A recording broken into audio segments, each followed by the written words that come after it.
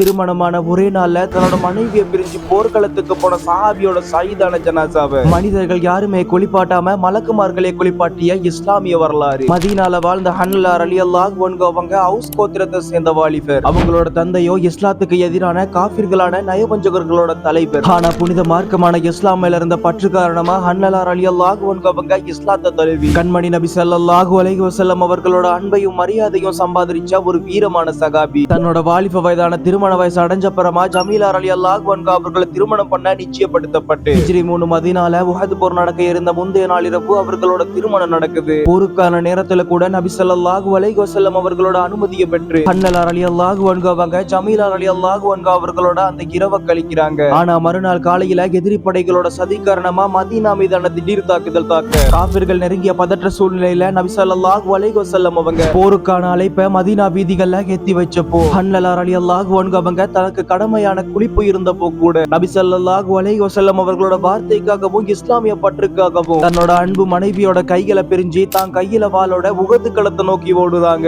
போர்க்களம் சூடு பிடிச்சி கத்திக்கு கத்தி முகத்துக்கு முகம் போரிட்டு சஹாபாக்களும் கலீஃபாக்களும் வேகமா முன்னேறி ஹன்லா ரலியல்லாஹு அன்ஹு அவங்க காபிர்களோட தலைவரான அபூ சுஃபியான குறி வச்சு தன்னோட வீரமும் வேகமும் வலிமையினால அபூ சுஃபியான வீழ்த்த போற நேரத்துல இன்னல் அஸ்வத் அப்படிங்கிற எதிரியோட சதியினால பின்பக்கமா தாக்கப்பட்டு பல காயங்களோட பல வெட்டுகளோட அந்த இரத்த பூமியான உகது களத்துல ஷஹீதாக்கப்படுறாங்க. போர் முடிஞ்ச பரமா நபி அவர்களும் சஹாபாக்களும் ஷஹீதான உடல்களை தேடுறப்போ பல காயங்களோட ஷஹீதான ஹன்லா ரலியல்லாஹு அன்ஹு அவர்களோட உடம்ப கண்டு சஹாபாக்கள் அதிர்ச்சி அடைகிறாங்க.